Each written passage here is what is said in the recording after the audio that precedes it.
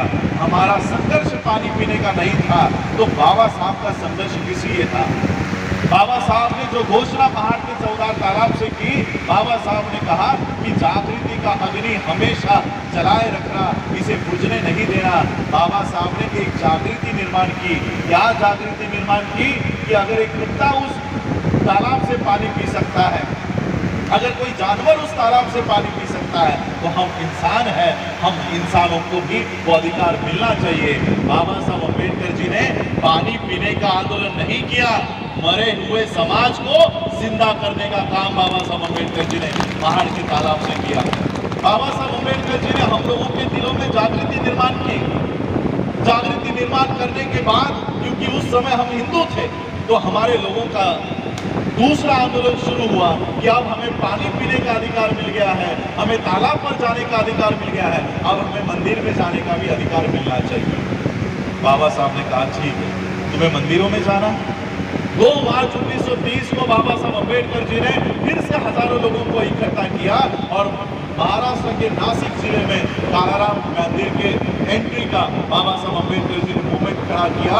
और जैसे ही बाबा साहब अम्बेडकर उस मंदिर में प्रवेश करेंगे, अंदर से बड़े बड़े दरवाजे बंद कर दिए गए और अंदर से पथराव हुआ। एक पत्थर आकर बाबा साहब को लगा और बाबा साहब लहूलुहान हो गए। और वहीं पर बाबा साहब ने कहा कि देखो, तुम अपने आप को हिंदू समझते हो, अगर तुम हिंदू होते तो ये मंदिर में हमें लेते। बाबा साहब अम्बेडकर जी ने धीरे धीरे लोगों के दिलों में ये सवाल पैदा कर दिया कि अगर हम भी हिंदू है, वो भी हिंदू है, तो फिर वो हमें मंदिर में क्यों नहीं लेते, हमें मंदिर में क्यों नहीं लेते। 1930 का भी आंदोलन पूरा हुआ। 1930 के बाद 1931, 32, 33 में राउंड टेबल कॉन्फ्रेंस की शुरुआत हुई। और जब बाबा Saheb Ambedkar round table conference में गए, गांधी का वहां पर कहना था कि आजाद भारत में अछूतों को अगर वहां पर कोई भी अधिकार मिलता है तो ऐसी आजादी हमें नहीं चाहिए। गांधी का ऑफिशियल स्टेटमेंट है कि आजाद भारत में अगर अछूतों को अधिकार मिलते हैं तो हमें ऐसी आजादी नहीं चाहिए। बाबा साहब अम्बेडकर जी ने ये बातें समाज को लाकर बता दी। पूना पैक्ट का आंदोलन हुआ। पूना पैक्ट में बाबा साहब की सिग्नेचर हुई और फिर हमारे अधिकार छीन लिए गए। यानी जो लोग हमें हरिजन कहा करते थे, हिंदू कहा करते थे, वही हम लोगों को अधिकार देने को तैयार नहीं थे। और फिर इस देश का संविधान लिखने की जब तैयारी शुरू हुई, बाबा साहब अम्बेडकर संविधान सभा में गए। कितना संघर्ष हुआ हम सब जानते हैं। और जब बाबा साहब अम्बेडकर संविधान सभा में गए, बाबा साहब ने सिर्फ भारत का ही नहीं, पूरे दुनिया का, पूरे विश्व का सबसे बढ़िया संविधान बाबा साहब ने इस देश को निर्माण करके दिया। और मैं इसलिए नहीं कह रहा हूं कि मैं बाबा साहब का वंशज हूं या बाबा साहब के परिवार से हूं। ये बात वर्ल्ड के लोग एक्सेप्ट करते हैं। इससे पहले यूनाइटेड स्टेट्स के जो प्रेसिडेंट हुआ करते थे, उन्होंने बाबा साहब अम्बेडकर जी के संविधान के बारे में कहा कि बाबा साहब अम्बेडकर अगर हमारे देश में पैदा होते तो हम सूरज का नाम बदलकर उसे अम्बेडकर कर देते। इतनी बाबा साहब अम्बेडकर जी की आज संविधान को लेकर पूरी दुनिया बाबा साहब की तारीफ करती है। लेकिन वही बाबा साहब अम्बेडकर इस देश को संविधान देते हुए कहते हैं कि ये संविधान कितना ही बढ़िया क्यों ना हो, कितना ही अच्छा क्यों ना हो, इसको चलाने वाले लोग अगर गलत है तो संविधान किसी काम का नहीं। यूनाइटेड स्टेट का प्रेसिडेंट नेल्सन मंडेला, नेपाल के लोग बाबा साहब के संविधान को रेफर करते हैं, बाबा साहब के संविधान की तारीफ करते हैं। लेकिन वही बाबा साहब कहते हैं कि संविधान चलाने वाले लोग अगर गलत हो तो संविधान किसी काम का नहीं। वो देश को संविधान पर नहीं चलाएंगे, देश को संविधान पर नहीं चलाएंगे। बाबा साहब अम्बेडकर जी को पूछा गया, बाबा साहब अम्बेडकर जी के ऊपर आरोप लगाया जाता है कि बाबा साहब अम्बेडकर जी ने भारत का संविधान फ्रेंच रिवॉल्यूशन से, फ्रांस से उठाया है, वहां से कॉपी किया है। बाबा साहब को ये सवाल पूछा गया, बाबा साहब ने कहा मैंने भारत का संविधान किसी फ्रेंच रिवॉल्यूशन से नहीं उठाया, मैंने भारत का संविधान बुद्ध के अनुसार तैयार किया है, बुद्ध के संदेश पर, बुद्ध के धम्म के अनुसार तैयार किया है। इसका प्रियम्बल कभी पढ़ लो। इक्वलिटी, समानता किसी धर्म में नहीं है, सिर्फ बुद्ध के धर्म में समानता है। भाईचारा कोई धर्म नहीं सिखाता, भाईचारा केवल बुद्ध का धर्म सिखाता है। और इसलिए तो ये जो प्रियम्बल है, ये पूरा प्रियम्बल संविधान किस आधार पर है? वो प्रियम्बल बुद्धा के आधार पर है। बाबा साहब को पता चल चुका था ये लोग संविधान इस देश में नहीं चलाएंगे, और अब मेरे देश के लोग कहाँ जाएंगे? मेरे लोग कहाँ जाएंगे? मुझे फॉलो करने वाले लोग कहाँ जाएंगे? बाबा साहब अम्बेडकर जी से सवाल किया गया कि बाबा साहब इस देश के लोकतंत्र का क्या होगा? आप लोगों ने बाबा साहब का बीबीसी का इंटरव्यू शायद पढ़ा होगा, देखा होगा। ब्लैक एंड व्हाइट में वो इंटरव्यूअर बाबा साहब से सवाल करता है कि बाबा साहब इस देश के लोकतंत्र का क्या होगा? बाबा साहब कहते हैं ज्यादा देर तक नहीं चलेगा, इस देश का लोकतंत्र ज्यादा देर नहीं चलेगा। फिर वो इंटरव्यूअर मुलाकात लेने वाला बाबा साहब से पूछता है कि बाबा साहब ऐसे हालात में आपके लोगों का क्या होगा? आपके लोग कहाँ जाएंगे? बाबा साहब ने कहा कि हमें पर्यायी व्यवस्था खड़ी करनी होगी, अल्टरनेट व्यवस्था खड़ी करनी होगी। और बाबा साहब ने केवल अल्टरनेट व्यवस्था खड़ी करनी होगी इतनी बात नहीं रखी, बाबा साहब ने वो अल्टरनेट व्यवस्था खड़ी की, और फिर बाबा साहब अम्बेडकर जी का महापरिनिर्वाण हुआ। वो अल्टरनेट व्यवस्था क्या है? बाबा साहब को पता था एक दिन इस देश में ऐसा आएगा जब इस देश का संविधान हमारे लिए इस्तेमाल में लाना बंद किया जाएगा। इस देश के संविधान में लिखा हुआ रिजर्वेशन खत्म किया जाएगा, एजुकेशन खत्म किया जाएगा। तब मेरे देश के लोग, मेरे अनुयायी कहाँ जाएंगे? और इसलिए बाबा साहब अम्बेडकर जी की स्वास्थ्य भी ठीक नहीं था। 1956 में बाबा साहब ने बौद्ध धर्म की दीक्षा लेने का निर्णय ले लिया। बाबा साहब के कार्यकर्ताओं ने बाबा साहब से कहा कि बाबा साहब अगले साल इलेक्शंस है, अगर आप आज बौद्ध धर्म की दीक्षा लेते हो तो 1957 में आपको हिंदुओं के वोट नहीं मिलेंगे। आप आपका दीक्षा का कार्यक्रम एक साल रोकिए, उसके बाद बौद्ध धर्म की दीक्षा लीजिए। बाबा साहब ने कहा तुम लोगों में से कोई भी अगर मेरे साथ नहीं आया, मुझे किसी की जरूरत नहीं है, मैं अकेला जाकर बुद्ध की शरण में जाऊंगा, मैं अकेला जाऊंगा। और फिर बाबा साहब अम्बेडकर जी ने अशोका विजयादशमी 14 अक्टूबर 1956 को बौद्ध धर्म की दीक्षा ली। उस दीक्षा के पीछे एक संदेश है कि इस देश का संविधान अगर आपके मदद के लिए, आपकी सहायता के लिए इस्तेमाल में नहीं लाया जाता तो ये बुद्ध आपकी रक्षा करेगा, ये बुद्ध आपके पीछे खड़ा हो जाएगा, डटकर खड़ा होगा। हम आज भी बाबा साहब के आदेश पर और संदेश को हम जान नहीं पाए। आज भी जैसे हमारे भंडारी साहब ने कहा, हमारे बुद्धिस्ट सोसाइटी ऑफ इंडिया के दिल्ली स्टेट प्रेसिडेंट है, हमारे लोगों की चिंता क्या है? बौद्ध हम अपना लिया तो हमारा रिजर्वेशन चला जाएगा, हमें रिजर्वेशन नहीं मिलेगा। इस डर से हमारे लोग बुद्धिज्म की ओर नहीं जा रहे। आज मैं श्रामणेर बना हूं, मैं इसलिए बना हूं क्योंकि आज से 1 महीना मैं वर्ल्ड टूर पर हूं।